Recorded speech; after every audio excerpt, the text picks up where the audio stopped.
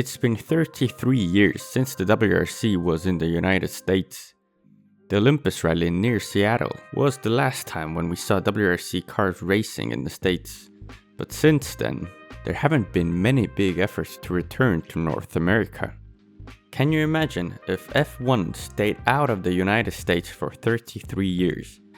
A championship that calls itself a world championship is still vastly based in Europe. And the WRC's promoter has been hard at work to solve this problem and expand the calendar to all continents. But I still can't look over the fact that we haven't been in North America for 33 years. I'm sure there have been attempts to enter the States with the WRC, but sadly nothing has come of it, and the WRC has missed out on the biggest economy in the world. America's National Rally Championship seems to be growing every year, and the social media content from those rallies gets better and better with every passing rally. They have Ken Block and Travis Pastrana, two superstars in America who are fighting for rally wins, and both of them are producing valuable images and content about rally driving.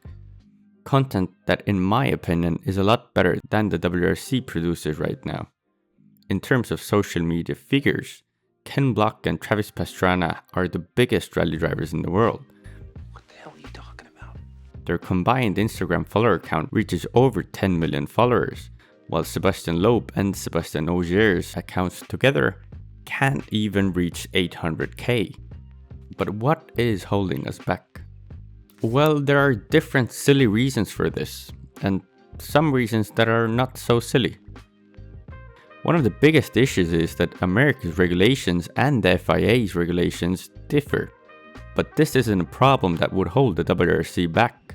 Regulations can be changed, and it's only a matter of finding a common ground between the organizers and the FIA.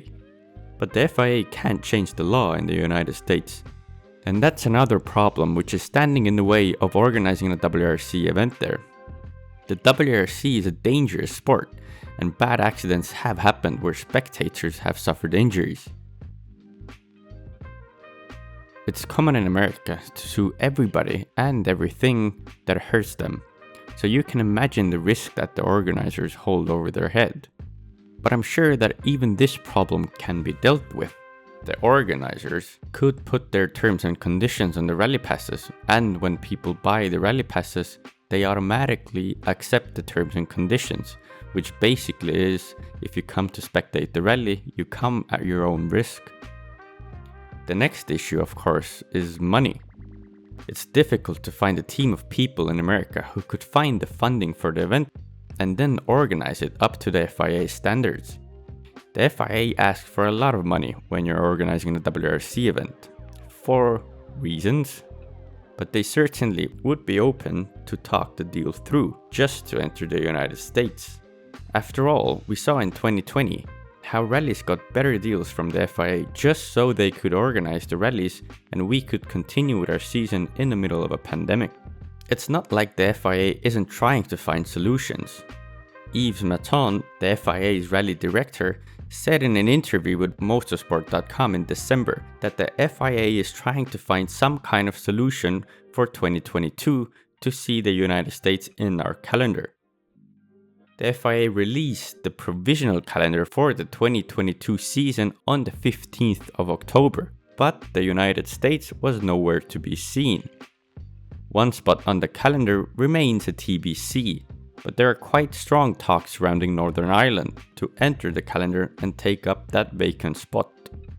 I think right now the FIA is trying to set up a WRC candidate event in the United States in 2022, which basically is a local rally event with a little more money, so it looks a bit prettier because the FIA is going to spectate the whole rally and evaluate how well they manage the event. But the rally is not by any means as big as the WRC's event would be. It's like a mini version of something it could be in the future. But the idea behind the candidate event is for the FIA to evaluate if they are ready to organize a full-size WRC rally. Also, one problem that people fear is that not enough fans will be at the side of the stages.